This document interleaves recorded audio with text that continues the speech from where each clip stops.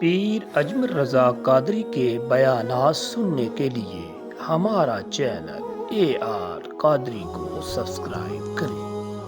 وہ کہتا ہے میں یہ کام نہیں کرتا تو یہ میرے پاس دلیل ہے۔ وہ تو بے عملی کو بھی مزین کر دے گا معاذ اللہ۔ تو دینی تعلیم ایک تو حاصل اس لیے کریں کہ ہم نے اپنے آپ کو سنوارنا ہے، اور دوسرا علم کا شوق طبیعت میں ہو۔ دیکھیں نا، اللہ کے حبیب صلی اللہ علیہ وسلم نے فرمایا ہے کہ جو علم کے رستے پہ چل پڑا وہ جنت کے رستے پہ چل پڑا ہے۔ جمعوں میں، محفلوں میں کانوں کے ذائقے کے لیے نہ آئیں، اس لیے آئیں کہ میرے علم میں، میرے عمل میں یہ کوئی اضافے کی بات بنے گی، میں کوئی نصیحت حاصل کروں گا تو میرے دل کا زنگ اترے گا۔ ہمارے ہاں یہاں لوگ مزے کے لیے آتے ہیں اور آج کل لوگ فوٹو کے لیے آتے ہیں۔ پیر اجمل رضا قادری کا یہ بیان صدقہ فطر کس کو دینا چاہیے، اس بیان کو آپ مکمل سنیں اور آگے لوگوں کو شیئر ضرور کریں۔ نیکی کی بات کو آگے شیئر کرنا صدقہ جاریہ ہے۔ جزاک اللہ خیرہ۔ ان دو کاموں سے نکل کر خالص اصلاح کی نیت سے علم کا شوق، ہمارے ہاں تیزی سے ایک حرکت کی گئی، علماء کا وقار خراب کیا گیا اور لوگوں کو دینی علوم سے دور کیا گیا، اور اس میں بعض بیچارے واعظین اور خطباء نے بھی کردار ادا کیا جب جعلی پیر کی تعریفیں کھول کے کی، اور اسے پتہ نہیں کہاں تک یہ اسٹیج جو ہوتے ہیں نا، ان میں کوئی بندہ اچھا لگے بھی تو اس کے لیے دعا کرنی چاہیے، تعریفیں نہیں کرنی چاہیے۔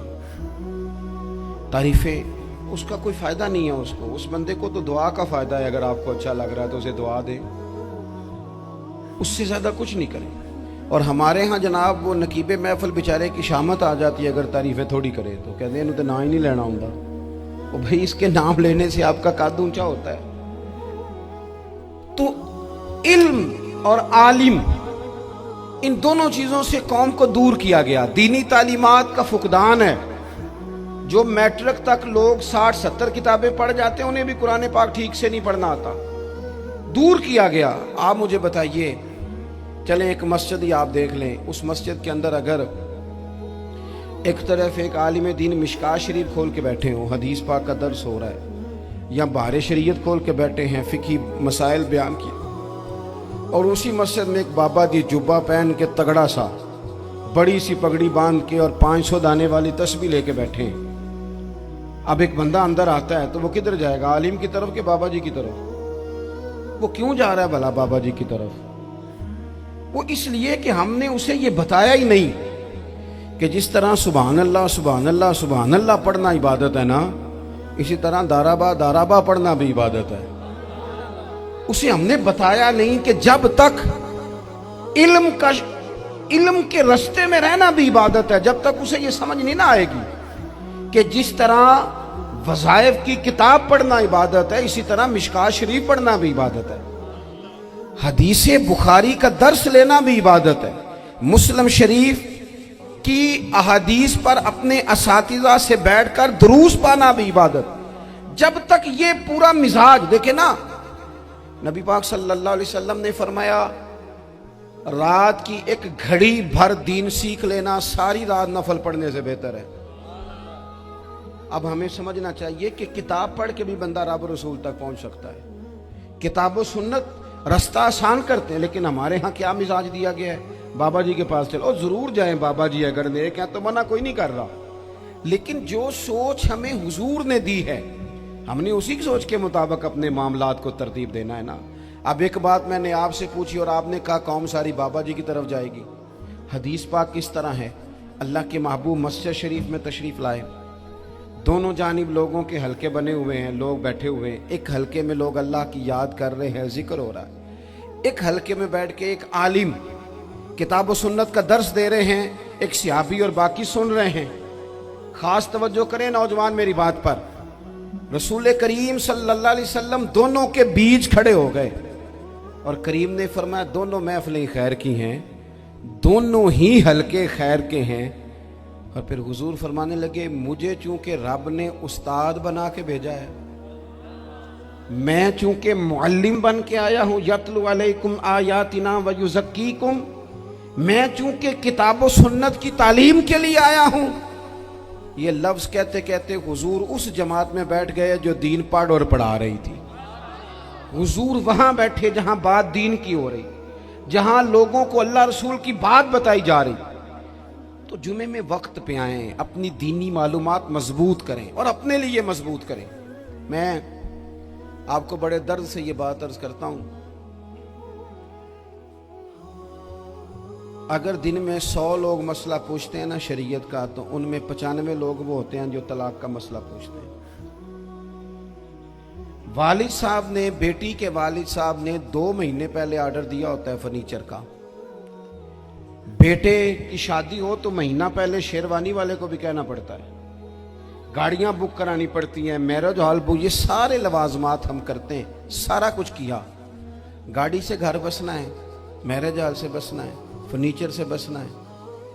ہم نے سارا کچھ ان کو بتایا, لیکن کاش 2 گھنٹے بچی کسی معلمہ کے پاس جاتی, بچہ کسی استاد کے پاس جاتا, نکاح طلاق کے مسئلے بھی سیکھتے. میں دعوے سے کہتا ہوں اگر ہمیں پتہ چل جائے کہ 3 طلاقیں اکٹھی نہیں دینی چاہیے, کیونکہ دے دیں تو ہو جاتی ہیں, اگر ہمیں سمجھ آ جائے کہ نہیں دینی چاہیے, یہ مسئلہ بیان ہو, اور یہ والے مسئلے ہم محفلوں میں بھی نہیں بیان کر سکتے, اس لیے کہ لوگ کہیں گے مسئلہ تو وہ بیان کریں جس پہ نعرے لگیں گے. آپ قوم کو یہ کیا بتا رہے ہیں, یہ تو چھوٹا عالم بتاتا ہے معاذ اللہ اس طرح کی باتیں, تو بڑی بڑی کو نقطے کی بات بتائیں. وہ جس طرح ہمارے ہاں وہ 1 گھنٹہ پہلے نہیں کہتے تگڑے ہو جو میں جملہ دینے لگا, وہ پتہ نہیں جملہ آ رہا ہے کہ ایٹم بم آ رہا ہے, تیار ہو جاؤ, جو میرا جملہ ضائع نہ کرنا, ادھر بھاگ کے چلا گیا ادھر بھاگ کے آ جاؤ. اللہ جانے وہ جس طرح کبھی لگتا ہے نا پٹاری سے, اللہ جانے کیا نکلے گا, میں جملہ دینے لگا ہوں. تو میں کہتا ہوں تو آرام سے بیٹھ کے بھی جملہ دے دے, تیرے جملے سے کیا نکلے گا. اور تو جملہ نہ دے, ہمیں کوئی آیت دے, تو جملہ چھوڑ ہمیں کوئی حدیث پاک سنا. یعنی ہر نقیب, ہر خطیب, ہر نعت خواہ اٹھ کے کہتا ہے سارا قرآن ہی حضور کی تعریف ہے. اور بھئی اگر سارا قرآن حضور کی تعریف ہے تو چند آیتیں پڑھ دے پھر تو بھی. تو نے پڑھی تو ایک بھی نہیں اور تو کہتا جا رہا ہے سارا قرآن ہی حضور کی تعریف ہے. یہ والی تعریف بھی تو سنانا قوم کو, جو یہ بچے ان کے استاد انہیں سکھا رہے ہیں اور یہ سیکھ رہے ہیں, اس طرف بھی تو سفر کریں. تو میرے عزیز, اگر لوگوں کو مسائل کا پتہ چلے تو سینکڑوں گھر بچ جائیں تباہ ہونے سے, بڑے بڑے گھر بچ جائیں. لیکن مسائل نہیں آتے. میرے پاس مسئلہ پوچھنے کے لیے کچھ لوگ آ گئے, تو 4-5 سال کا بچہ بھی تھا جس کے والد نے غصے میں اپنی بیوی کو 3 طلاقیں دی تھی. چھوٹا سا بچہ, کپڑے بھی پھٹے پرانے, اور حالت بتا رہی تھی کہ غریبی ہے. تو جب میں نے مسئلہ بتایا کہ 3 طلاقیں ہو گئی ہیں تو واپس جانے لگے, تو بچہ مجھ سے کہتا ہے, دیہاتی آدمی تو کہنے لگا مولوی صاحب میری اماں تے نانی کہنی اسن پوچھ کے آئی آپ کہ ہن اسی لہدا لہدا ہی رہنا ہے. تو اس بچے کی نونہال کی وہ کیفیت دیکھی تو میں رو پڑا. میں نے کہا یار یہ بچہ بیچارہ ماں باپ کے ہوتے ہوئے یہ یتیموں جیسی زندگی گزارے گا کیونکہ باپ نے طلاق دے دی. کس طرح مسائل نہیں بتائے لوگوں کو, تعلیم سے آگاہی نہیں کیا. اور اس میں بہت بڑا ظلم ہے ان لوگوں کا بھی جو جنازے پہ کھڑے ہو کے تو کہہ دیتے ہیں, میری طرح کے لوگ اچھے علماء کی بات نہیں کرتا, وہ کہہ دیتے ہیں دیکھو جن لوگوں کو جنازہ نہیں آتا. بھئی آپ نے کس دن عشاء کے بعد کلاس لگائی تھی جنازہ سکھانے کی؟ یہ تو آپ نے کہہ دیا لوگوں کو قرآن کی ٹھیک نہیں آتا. تو یہاں تو بیچاری بیبیاں جن کو صحیح پڑھنا نہیں آتا وہ مشن بنا لیتی ہیں کہ میں نے اتنے 100 کو قرآن پاک پڑھانا ہے. بیوہ ہو گئی ہوں, طلاق یافتہ ہو گئی ہوں, ساری زندگی قرآن پڑھاؤں گی. ہم کیوں یہ مشن نہیں بناتے, کیوں اس طرف سفر نہیں کرتے؟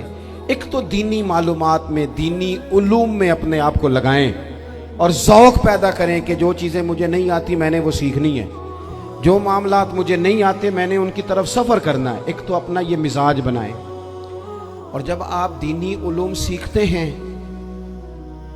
تو پتہ ہے کون سا منظر قائم ہوتا ہے؟ منظر وہ بنتا ہے کہ حضرت ابو ہریرہ بھی دین سیکھا کرتے تھے, حضرت عبداللہ ابن عمر بھی اصحاب صفہ میں رہا کرتے تھے, حضرت انس بن مالک بھی رہا کرتے تھے. اور ایسا منظر بنتا ہے کہ حضرت سیدہ خدیجہ الکبریٰ رضی اللہ تعالیٰ عنہ فرماتی ہیں سیدہ فاطمہ حضور کی گود میں بیٹھی ہوتی تھی اور نبی پاک سے باتیں پوچھتی تھی اور حضور انہیں بتا رہے ہوتے تھے. سیدہ عائشہ حضور سے دین کی باتیں پوچھتی. چوتھا حصہ ہماری فقہ کے اصول حضرت فاطمہ کی, حضرت عائشہ صدیقہ کی مرویات پر مبنی ہیں. अगर हमारी बच्चियां छोड़ दें डाइजेस्ट पढ़ना, छोड़ दें इधर उधर की मूवी देखना और वो किताबों सुन्नत पर आ जाएं, तो बहुत सारे मसाइल ऐसे हैं जो उलझने से पहले ही सुलझे हुए हों। दीनी तालीम का मिजाज और ज़ौक़। और दूसरी आयत करीमा मैंने तिलावत की, अल्लाह करीम ने कुरान मजीद में फरमाया, या अय्युहल्लज़ीना आमनू कू अनफुसकुम व अहलीकुम नारा, ऐ ईमान वालों खुद भी दोज़ख की आग से बचो और अपने घर वालों को भी बचाओ। ओ वालिद, वो माँ जो बच्चों को भूख से बचाने के लिए मेहनत करती है, उनको मायूसी से बहुत सारे माँ बाप ऐसे होते हैं जिनके पास कपड़े लेने के पैसे नहीं होते ईद पे। क्यों? अजान शुरू हो गई। अजीज भाई, जिस तरह हम अपने बच्चों को देखें, बहुत सारे माँ बाप के पास गुंजाइश नहीं होती, लेकिन इस नीयत से कि बच्चों के दिल टूट जाएंगे, ईद पे कैसे गुजारा करेंगे, मुश्किल से भी कपड़े खरीद के देते।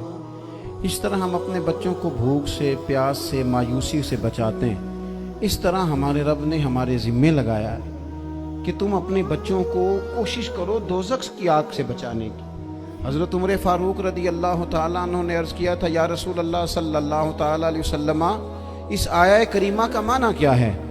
तो महबूब करीम अलैहिस्सलाम ने फरमाया, उमर, जिन चीज़ों का अल्लाह तुम्हें हुक्म देता है, तुम अपने घर वालों को उन चीज़ों का हुक्म दो। जिन चीज़ों से रब रसूल तुम्हें मना करते हैं, अपने घर वालों को उनसे रोको। अपने घर के अंदर निफाज़े दीन करने की कोशिश करो। मेरे भाई, बहुत ज़्यादा आजमाइश है हमारे घरों में, बेचैनियाँ हैं, इस्तराब है, बच्चों में सख्ती है, बहन भाई एक दूसरे के साथ लड़ते हैं, मिजाजों में तलखी आ गई। क्यों भला? इसलिए कि माँ बाप को जो बेहतरीन किरदार और जो हसीन तरीका घर में अपनाना चाहिए था, बच्चे तकरीर बाहर से सुनते हैं लेकिन वो फॉलो अपने माँ बाप को करते हैं। अगर माँ बाप में हौसला हो, सब्र हो, इत्मीनान हो, खुददारी हो, थोड़े पर गुजारा करने का मिजाज हो। देखे ना, आज डिप्रेशन है, टेंशन है, पैनिक्स अटैक्स हैं, बड़ी सारी चीज़ें आ गई। क्यों भला? सब्र नहीं, तहम्मुल नहीं, बुर्दबारी नहीं। आजमाए, एक दिन एक बच्चा मेरे पास आ गया मदरसे का और आके वो रोने लगा। मेरे घर वाले कहने लगे, खाना छोड़ दें, पहले इसकी बात सुन ले। मैंने कहा, पुत्र क्या हुआ? किसी ने मारा है? किसी उस्ताद ने? कहने लगे, नहीं हजरत, घर फ़ोन किया था तो मेरी अम्मा और अब्बा की लड़ाई हो रही है। बच्चा कांप रहा है, टांगे कांप रही हैं। मैंने कहा, क्या हो क्या गया तुम्हें पुत्र? लड़ाई हो रही है तो घरों में हो ही जाती है। कहने लगे, नहीं, आपको पता नहीं, वो बड़ा सख्त लड़ते हैं। मेरे वालिद जब मेरी वालदा को मारने के लिए आगे बढ़ते हैं तो हम सारे चारपाइयों के नीचे छुप जाते हैं। हमें खौफ आता है, वो मंजर खतरनाक होता है। ये कौन तकलीफ दे रहा है अपने बच्चों को? यहाँ बैठे हमारे यहाँ मीलों दूर रहते थे उसके घर वाले, तो वो तकलीफ में था, तो घर में क्या कैफियत होगी? अगर हौसला हो, सब्र हो, कनात हो, अल्लाह के दिए हुए थोड़े रिस्क पर हमें राजी रहना आता हो, हमारे घरों में सुकून आए, इत्मीनान आए। हम जो जिंदगी बड़ी खुशी खुशी गुजार सकते हैं, हमारे मिजाजों का लालच, हमारी तबीयतों की बेराह रवी, हमारी झूठी अना का बुत, उन सारी चीज़ों को ख़त्म कर देता है।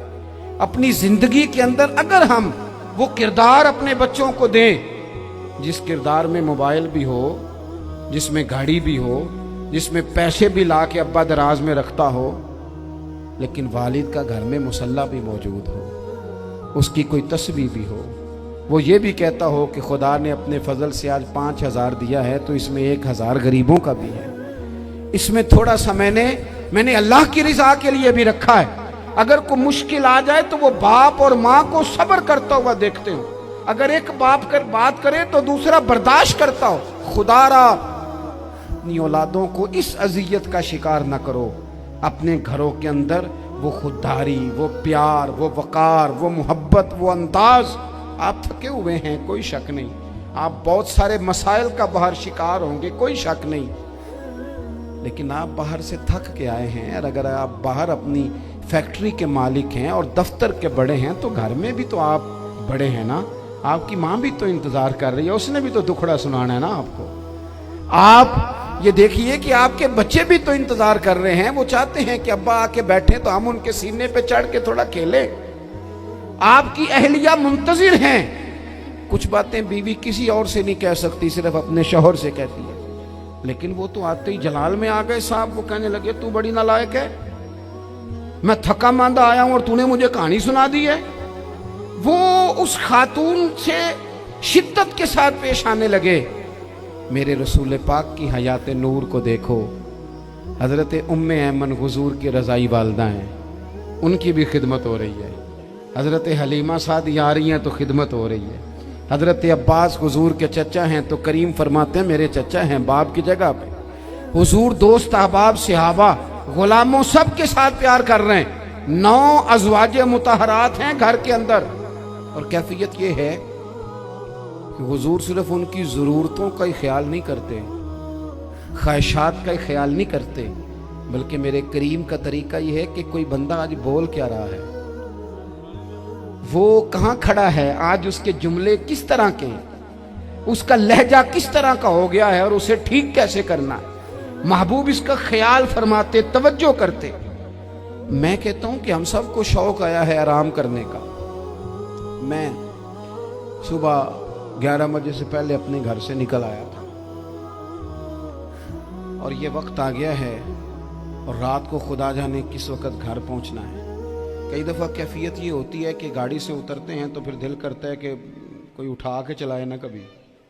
اس کے باوجود بہت سارے لوگ ناراض رہتے ہیں کہ ہم سے مل کے نہیں گئے، فوٹو نہیں کھنچوا کے گئے، فلانی جگہ چائے نہیں پی کے گئے۔ یہ تسلسل ہے، لیکن میں جتنا مرضی تھکا ماندہ گھر جاؤں گا نا، کبھی ایسا نہیں ہوا کہ میں گھر جاؤں تو بڑی ٹینشن میں جاؤں۔ میری گھر والی ایک دن مجھ سے کہنے لگی آپ نے کبھی نہیں کہا کہ میں تھکا ہوا آیا، بندہ تھک بھی تو جاتا ہی ہے نا، کبھی کہاں کرے نا۔ میں نے اسے کہا پتہ کیوں نہیں کہتا، اس لیے نہیں کہتا کہ میں نہیں چاہتا کہ میرے بچے یہ کہیں کہ ہم نے دین نہیں پڑھنا، ہمارا باپ تو بڑی مشکل میں ہے۔ ہم اپنے کام کے بارے میں اپنے گھر میں شکوے کرتے ہیں۔ آپ کسی بچے سے پوچھ لیں کون سا کام کرنا ہے، کہنا جڑا ابا جی کر دے رہے وہ نہیں کرنا۔ کیوں کہ ابا جی ہر روز تو کہتے ہیں میں بڑا الجھ گیا ہوں، یہ کام بڑا مشکل ہے۔ میں چاہتا ہوں کہ میں اپنے بچوں کو یہ بتاؤں کہ پتر میں تو جدھر جاتا ہوں پھول ہی پھول ہیں، میں تو جدھر سے گزرتا ہوں محبت ہی محبت ہے، میں تو جدھر سے دیکھتا ہوں دعائیں ہی ملتی ہیں، تاکہ ان کا شوق پیدا ہو۔ میرے عزیز، آپ تھوڑا سا دل بڑا کریں۔ اگر آپ ایک کی وجہ سے پورا گھر سکون میں آ جاتا ہے تو آپ دل بڑا کیوں نہیں کرتے؟ جگہ ڈھونڈتے ہیں بس مجھے کوئی تنگ نہ کرے، کوئی میری باپ ماں بدولت کو کوئی پریشان نہ کرے۔ بخاری شریف سنیے، حضرت عائشہ صدیقہ رضی اللہ تعالیٰ عنہ بیٹھی ہیں، حضور فرمانے لگے عائشہ آج ایک بات نہ بتاؤں تمہیں؟ یا رسول اللہ بتائیے۔ حضور فرمانے لگے جب تم مجھ سے ناراض ہوتی ہو تب بھی مجھے پتہ چل جاتا ہے، اور جب راضی ہوتی ہو پھر بھی پتہ چل جاتا ہے۔ تو حضرت سید عائشہ صدیقہ بات سن کے بڑی خوش ہوئی، یا رسول اللہ وہ کیسے؟ حضور فرمانے لگے کبھی کبھی تم قسم اٹھاتی ہو۔ یا رسول اللہ ہاں۔ فرمایا جب ہوتی ہو نا راضی خوش تو پھر کہتی ہو مجھے رب محمد کی قسم صلی اللہ علیہ وسلم، پھر تم میرے نام کے ساتھ رب کریم کا نام ملا کے قسم اٹھاتی ہو، رب محمد کی قسم۔ یا رسول اللہ بالکل ایسے ہی ہے۔ اور فرمایا جب تمہارے دل میں کوئی بات ہوتی ہے نا تو پھر تم کہتی ہو مجھے رب ابراہیم علیہ السلام کی قسم، پھر تم رب محمد نہیں کہتی۔ یہ بخاری مسلم میں موجود ہے۔ حضرت عائشہ صدیقہ نے تو بات سنی تو کھل گئی طبیعت، کہنے لگی کریم صدقے جاؤ، یہاں تک خیال فرماتے ہو، کس کے جملے کہاں پہنچ گئے، یہاں تک خیال ہے۔ فرمایا مجھے پتہ چل جاتا ہے کہ تمہاری کیفیت کیا ہے، کہاں کھڑی ہو۔ اور بھئی ہم تو اپنی ماں کا بھی خیال نہیں رکھتے، ہمارا باپ کہاں بیچارہ کھڑا ہے، وہ تو انتظار میں تھا کہ کوئی 10 منٹ میرے پاس بیٹھے گا، توجہ ہی نہیں، جذبات کا خیال ہی نہیں۔